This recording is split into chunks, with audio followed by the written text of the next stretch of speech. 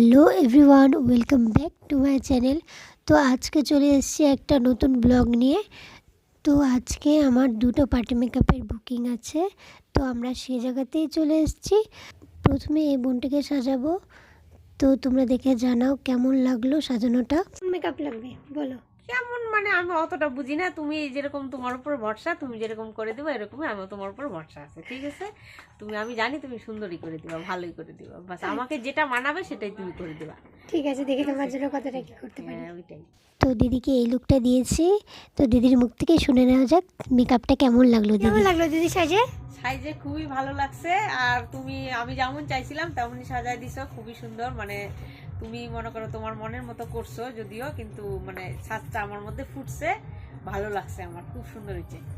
Next টাইমে আরো সাজবো। যারা যারা নিজেদের স্পেশাল দিনে আমার কাছে সাজতে চাও তারা অবশ্যই যোগাযোগ করো।